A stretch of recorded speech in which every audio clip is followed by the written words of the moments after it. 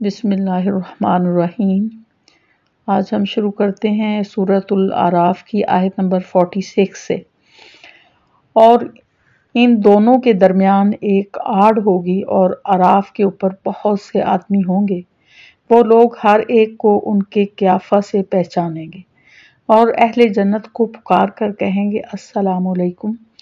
ابھی یہ اہل اعراف جنت میں داخل نہیں ہوئے ہوں گے اور اس کے امیدوار ہوں گے، اور جب ان کی نگاہیں اہل دوزخ کی طرف پھریں گی تو کہیں گے اے ہمارے رب، ہم کو ان ظالم لوگوں کے ساتھ شامل نہ کر۔ اور اہل اعراف بہت سے آدمیوں کو، جن کو کہ ان کے قیافہ سے پہچانیں گے، پکاریں گے، کہیں گے کہ تمہاری جماعت اور تمہارا اپنے آپ کو بڑا سمجھنا تمہارے کچھ کام نہ آیا۔ کیا یہ وہی ہیں جن کی نسبت تم قسمیں کھا کھا کر کہا کرتے تھے کہ اللہ تعالیٰ ان پر رحمت نہ کرے گا؟ ان کو یوں حکم ہوگا کہ جاؤ جنت میں، تم پر نہ کچھ خوف ہے اور نہ تم غمگین ہوں گے۔ اور دوزخ والے جنت والوں کو پکاریں گے کہ ہمارے اوپر تھوڑا پانی ہی ڈال دو یا اور ہی کچھ دے دو جو اللہ نے تم کو دے رکھا ہے۔ جنت والے کہیں گے کہ اللہ تعالیٰ نے دونوں چیزوں کی کافروں کے لیے بندش کر دی ہے، جنہوں نے دنیا میں اپنے دین کو کھیل تماشا بنا رکھا تھا اور جن کو دنیاوی زندگی نے دھوکے میں ڈال رکھا تھا، سو ہم آج کے روز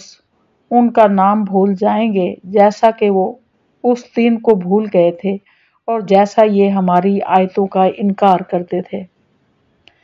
اور ہم نے ان لوگوں کے پاس ایک ایسی کتاب پہنچا دی ہے جس کو ہم نے اپنے علم کامل سے بہت واضح کر کے بیان کر دیا ہے۔ وہ ذریعہ ہدایت اور رحمت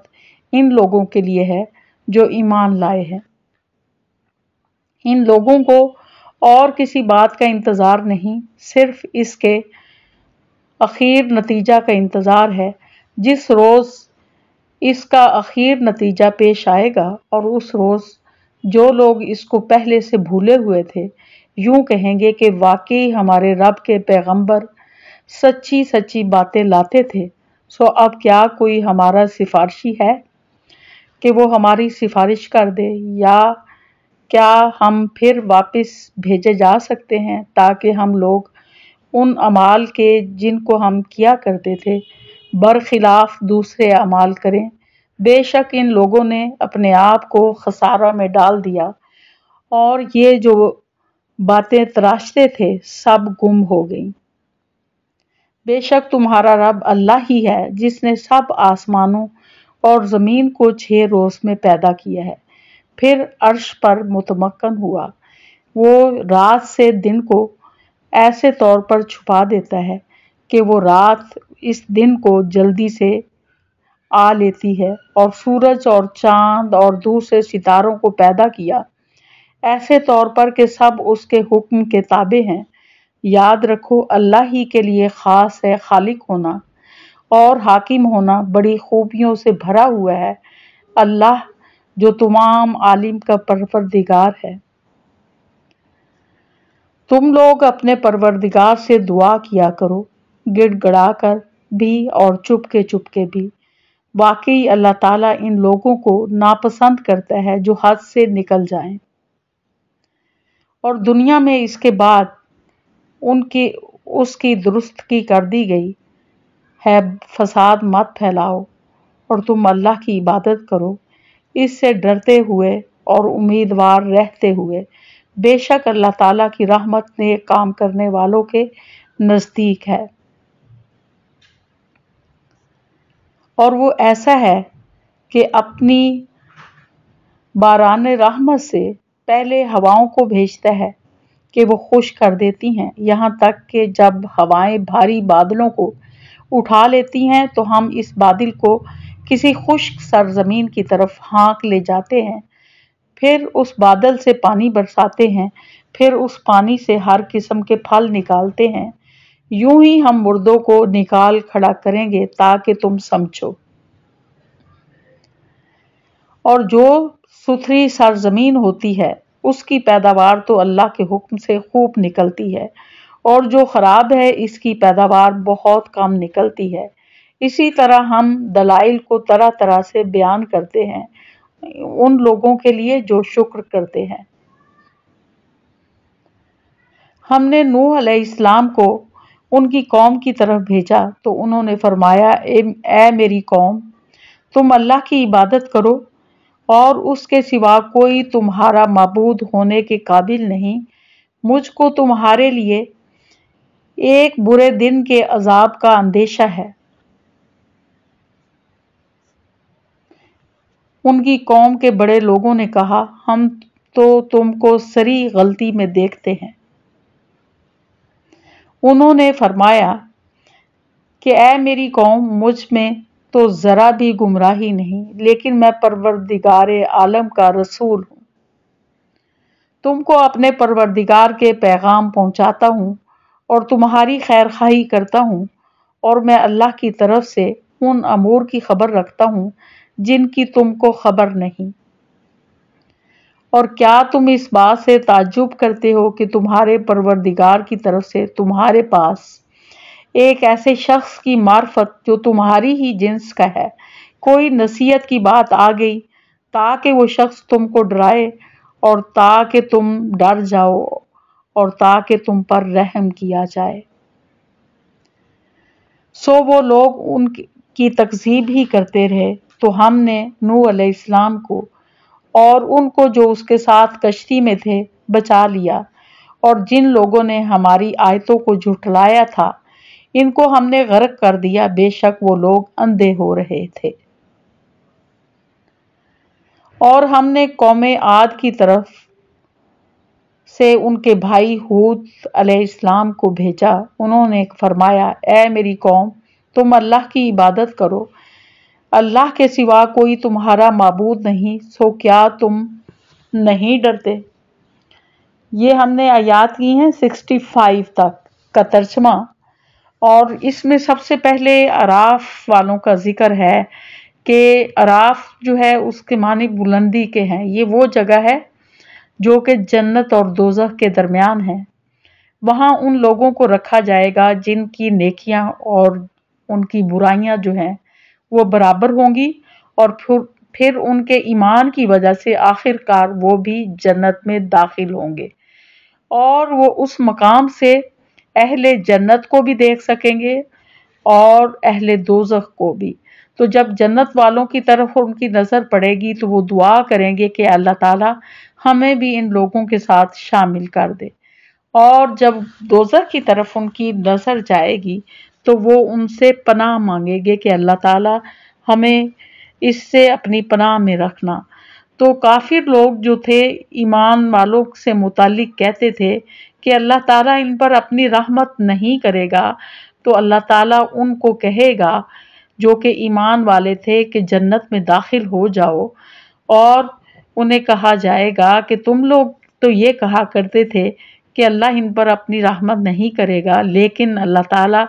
ان کو جنت میں داخل کر دے گا جہاں نہ ان کے لیے غم ہوگا اور نہ ہی کوئی افسوس۔ اور پھر ان آیات میں اللہ تعالیٰ کو پکارنے کا حکم ہے کہ آپ اللہ کو خوف اور امید کے ساتھ پکارو، یعنی گڑ گڑا کر اللہ تعالیٰ کو پکارو، چپکے چپکے اور اونچی آواز سے، اور خوف اور امید کے ساتھ کہ جب کوئی نیکی کر لیتے ہو تو بے فکر نہیں ہو جانا کہ ہماری بخشش پکی ہے، بلکہ اس میں خوف رہتا ہے کہ شاید ہماری عبادت میں کوئی کوتاہی رہ نہ جائے جس کی وجہ سے ہماری پکڑ ہو جائے۔ تو اس کے لیے بھی اللہ سے مغفرت مانگنی ہے، کیونکہ نبی صلی اللہ علیہ وسلم جب نماز ادا کر چکتے تھے تو 3 دفعہ استغفر اللہ ضرور پڑھتے تھے کہ اللہ تعالی ہماری کمی کوتاہی کو دور کر دے، لیکن ایسا بھی نہیں کرنا کہ اللہ سے نا امید ہو جانا ہے، امید کے ساتھ اللہ تعالیٰ کو پکارنا ہے، کیونکہ مایوسی جو ہے وہ گناہ ہے۔ تو اس طرح سے جنت جو ہے وہ خوف اور امید کے درمیان ہے، نہ ہی ہم نے اپنی عبادت پہ نازاں ہونا ہے اور اللہ سے بے فکر ہو جانا ہے، اس کی بخشش کے بارے میں ہم نے بے فکر ہو جانا ہے، اور نہ ہی ہم نے اللہ سے نا امید ہونا ہے کہ اللہ ہماری بخشش نہیں فرمائے گا۔ اللہ تعالیٰ کی رحمت ہمارے گناہوں سے زیادہ وسیع ہے، تو لہٰذا یہاں یہ بتایا گیا ہے کہ اللہ تعالیٰ نے انبیاء کا سلسلہ جو ہے وہ مبعوث ہی اس لیے کیا ہے تاکہ اللہ تعالیٰ انسانوں کو اچھے کام کرنے کے لیے آمادہ کرے، اور جو حد سے گزرنے والے ہیں ان کو بھی بتایا گیا ہے کہ یہ لوگ اپنے اللہ سے بے فکر نہ ہو جائیں اور اپنے زمین کے اندر جو ہے فساد نہ پھیلائیں، بلکہ اللہ سے ڈرتے ہوئے امید کرتے ہوئے اللہ کی رحمت اور نیک کام کرنے والوں کے نزدیک ہو جائیں۔ اور اسی طرح سے اللہ تعالیٰ جس طرح سے پہلے رحمت کی ہوا چلاتا ہے اور پھر بادل بھیجتا ہے اور وہ انسان کو خوش کر دیتی ہے، تو اسی طرح سے اللہ تعالیٰ خشک زمین جو ہے اس میں بادل برسا کر اس کو ایسا کر دیتا ہے کہ اس سے پھل اگنے لگتے ہیں۔ اور اس کی مثال اسی طرح سے اللہ تعالیٰ مردوں کو زندہ کرے گا کہ جس طرح سے اللہ تعالیٰ بنجر زمین کو بارش کے ذریعے سے زندہ کر دیتا ہے، اور جو ستھری زمین ہوتی ہے وہ پیداوار زیادہ دیتی ہے۔ اسی طرح سے جن لوگوں کے دل جو ہیں وہ زیادہ نرم ہوتے ہیں وہ ہدایت کو قبول کرتے ہیں، اور جس طرح سے بنجر زمین جو ہے وہ پانی کو جذب نہیں کرتی اور وہاں کوئی پھل نہیں اگتا، تو اس سے مثال جو ہے وہ کافروں کے دل ہیں جو کہ سخت ہیں، جو کسی طریقے سے نہیں مانتے، تو ان پر اللہ تعالیٰ کی آیات کا کوئی اثر نہیں ہوتا۔ جس طرح سے یہاں مثال دی گئی ہے کہ حضرت نوح علیہ السلام جو ہیں اپنی قوم کی طرف بھیجے گئے اور انہوں نے اللہ تعالیٰ کی عبادت کا حکم دیا اور انہیں عذاب کے دن سے ڈرایا، لیکن وہ لوگ نہیں مانے، تو اللہ تعالیٰ نے صرف ایمان والوں کو بچا لیا اور سب کو جو ہے وہ کشتی پانی میں ڈبو کے ختم کر دیا، ان کی نسلوں کو ختم کر دیا۔ تو ہمیں نصیحت اللہ تعالیٰ بار بار بھیجتا ہے تاکہ ہم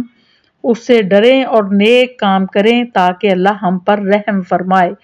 اور اگر ہم انکار کرتے ہیں تو اس میں صرف ہم اپنے لیے خسارے کا باعث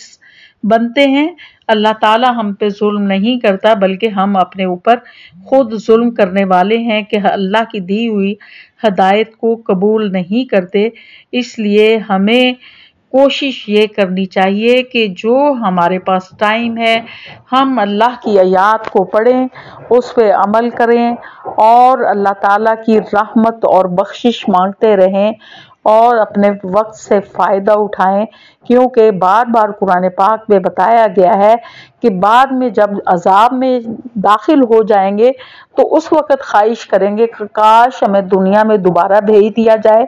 اور وہاں جا کر ہم عمل کریں، جو کہ ہم پہلے برے عمل کرتے تھے اس کے خلاف اچھے عمل کریں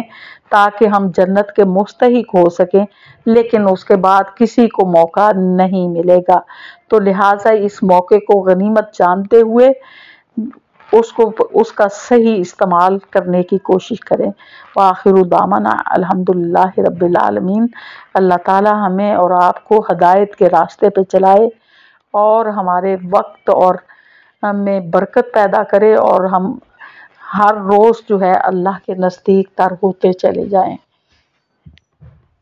جزاک اللہ خیرن، اور آپ لوگ نیکی کے کاموں میں ہمارے ساتھ تعاون کریں اور اپنے دوست احباب آپ کے جو خیر خواہ ہیں ان کو بھی بھلائی کا حکم دے تاکہ وہ لوگ بھی جنت کے مستحق ہو سکیں اور آپ کو بھی اس کا اجر و ثواب جو ہے وہ ملتا رہے۔ شکریہ۔